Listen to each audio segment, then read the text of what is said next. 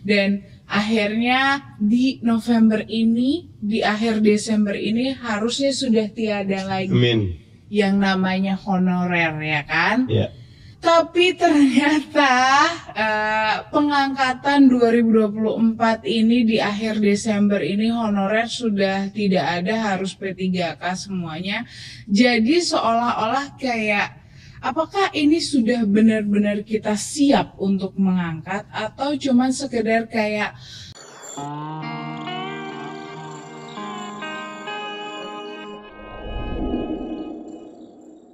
Assalamualaikum warahmatullahi wabarakatuh. Kembali lagi dengan saya Ahmad Bustan Arifin di channel yang baru ini, karena channel yang lama sudah diblokir oleh pihak YouTube dikarenakan kena hack, kemudian diupload konten yang tidak berasusila mungkin seperti itu sehingga dinyatakan melanggar komunitas. Dan di video ini, di channel yang baru ini, saya mohon kepada ibu semua bisa subscribe, bisa komentar, dan bisa juga aktifkan notifikasinya. Dan coba absen dari kabupaten kota mana saja Bapak Ibu semua berasal di kolom komentar di bawah ini. Contoh saja Surabaya Hadirmas, Bandung Hadirmas, dan kota-kota lain di seluruh Indonesia. Nah, di kesempatan kali ini saya akan berfokus kepada, nah ini ada informasi update dari salah satu anggota komisi DPR RI yang membahas terkait dengan ASN, yaitu Bapak Mardhani, di mana beliau ini menyampaikan bahwasanya ayo semuanya daftar. Nah, nanti akan ada aturan yang lebih lanjut seperti itu. Nah, seperti apa sih perbincangannya dari TV Parlemen tersebut? Kita bahas di sini atau kita saksikan sendiri. Oleh sebab itu, jangan di skip video ini dan lihat video langsung dari Bapak Mardhani berikut ini. Kemarin di P3K sebelumnya kita membahas soal P3K, soal honorer. Banyak sekali yang mengucapkan terima kasih kepada Pak Mardhani sudah memperjuangkan, menyuarakan suara teman-teman honorer yang resah gundah gulana gimana dengan statusnya, gimana dengan nasibnya. Dan akhirnya di November ini, di akhir Desember ini harusnya sudah tiada lagi yang namanya honorer, ya kan? Yeah. Tapi ternyata pengangkatan 2024 ini di akhir Desember ini honorer sudah tidak ada, harus P3K semuanya. Jadi seolah-olah kayak apakah ini sudah benar-benar kita siap untuk mengangkat atau cuman sekedar kayak quote unquote kayak ya udah pindah aja statusnya dari yang honorer jadi P3K. Tapi haknya, perlakuannya atau apa yang mereka peroleh itu sama gitu. Ya Nadia dan teman-teman, memang ada dua nih ya. Satu secara prosedural, dua secara substansial. Maunya dua-duanya kelar nih. Yes. Prosedural dari honorer jadi P3K. Substansial dari P3K. P3K itu kan bagian dari ASN. Yes. ASN kita bagi dua, PNS dan P3K. Karena dia bagian dari ASN, maka P3K juga punya hak, kesempatan tumbuh, berkembang, promosi, seleksi, nominasi, jaminan hari tua, sama dong. Iya. Karena sama-sama. Yes. Nah, bahasanya gini, kalau tidak ada rotan, akar pun jadi. Apa maksudnya? Pastikan yang prosedural jalan dulu.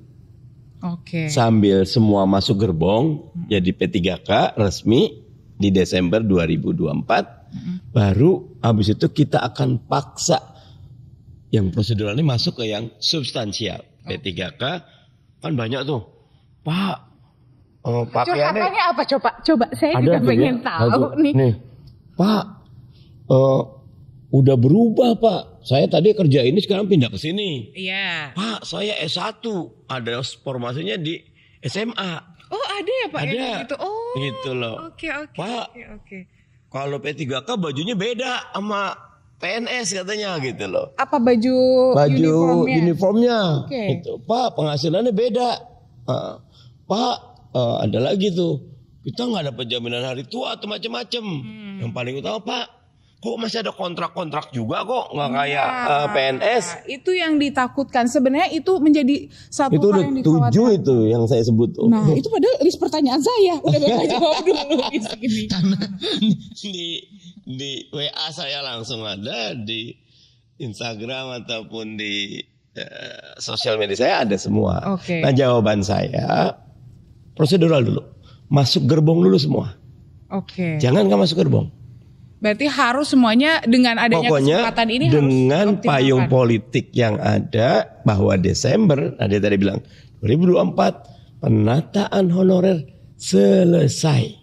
Bahkan kalau ketemu sama Pak Nerbe, semua dapat NIP nomor induk P3K. P3K ini oke. Nah, saya usul masuk situ dulu.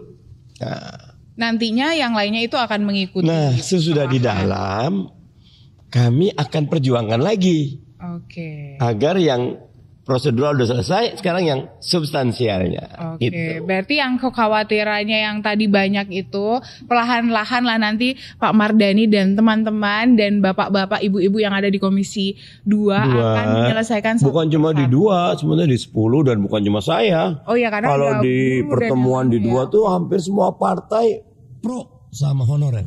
Oke. Nah, kalau dari kesiapan anggaran sendiri, Pak, sebenarnya sudah cukup siapkah? Karena kalau dari beberapa daerah katanya, kenapa makanya ada honorer paruh waktu? Karena sebenarnya untuk menyiasati anggaran yang tidak cukup itu. Dan ada lagi nih Pak, yang menyampaikan kalau mau di-cut ya aku ya. Tunggu dulu, belum selesai.